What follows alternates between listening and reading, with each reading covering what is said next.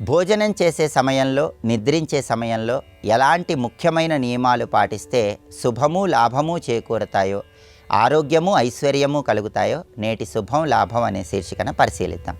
భోజనం చేసే సమయంలో, నిద్రించే సమయంలో కొన్ని ముఖ్యమైన నియమాలు తప్పనిసరిగా పాటిస్తే తొందరగా అదృష్టం కలుగుతుందని ప్రామాణిక గ్రంథాలు తెలియజేస్తున్నాయి. ఎవరైనా భోజనం చేసే ముందు కాళ్ళు చేతులు కడుక్కొని ఆ తర్వాత భోజనం చేయటం ప్రారంభించాలి.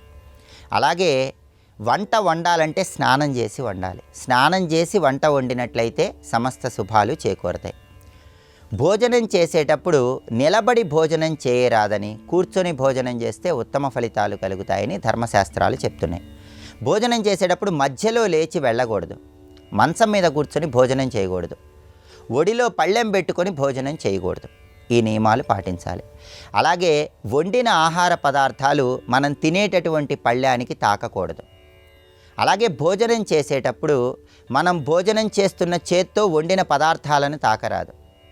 ఎడమ చెయ్యి కూడా మనం తినే పళ్ళానికి తాకరాదు. ఒకవేళ ఎడం చెయ్యి తినే పళ్ళానికి తాకినట్లయితే కొద్దిగా నీళ్లతో శుద్ధి చేసుకోవాలి. అలాగే మహిళలు చేతికి గాజులు ధరించకుండా వంట వండరాదు. చేతికి గాజులు ధరించే వంట వండాలి. అలాగే భోజన పదార్థాలన్నీ కూడా పళ్ళెంలో ఏర్పాటు చేసుకున్న తర్వాత దాని మీద కొద్దిగా ఆవు నెయ్యి వేసినట్లయితే ఆ పదార్థాలన్నీ కూడా శుద్ధి అవుతాయి.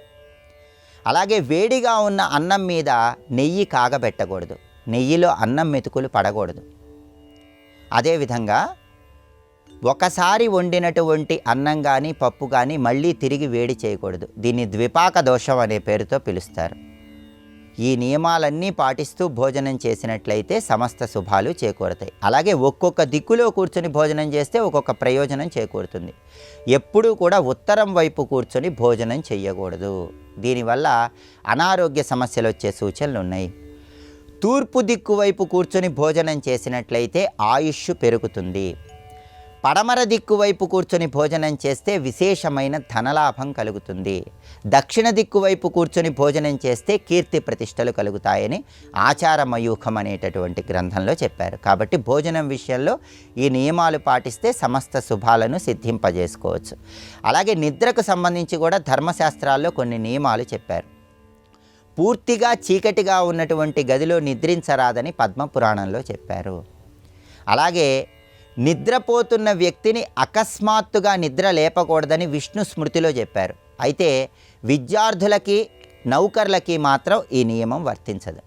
విరిగిన మంచం మీద నిద్రించరాదని మహాభారతంలో చెప్పారు. అలాగే తడిపాదాలతో నిద్రించకూడదని అత్రి స్మృతిలో చెప్పారు. తడిపాదాలతో నిద్రిస్తూ ఉన్నట్లయితే క్రమక్రమంగా ఆర్థిక ఇబ్బందులు వస్తాయని, పొడి పాదాలతో నిద్రించినట్లయితే ధనపరంగా మంచి కలుగుతుందని అత్రి స్మృతిలో ప్రామాణికంగా చెప్పడం జరిగింది.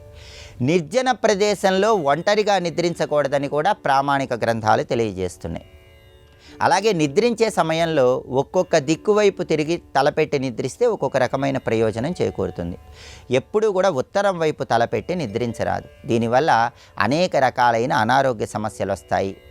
పడమర దిక్కువైపు తలపెట్టి నిద్రిస్తే చింత, బాధ కలుగుతాయి. దక్షిణం వైపు తలపెట్టి నిద్రించినట్లయితే ఆయుష్ పెరుగుతుందని, కీర్తి ప్రతిష్టలు కలుగుతాయని, ధనలాభం కలుగుతుందని ఆచారమయూఖం అనే గ్రంథంలో చెప్పారు.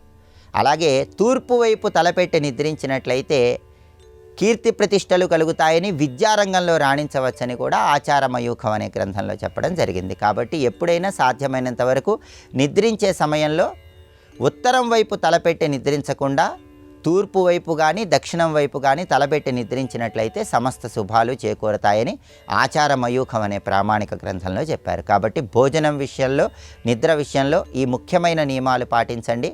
శుభము లాభము త్వరగా అందిపుచ్చుకోండి.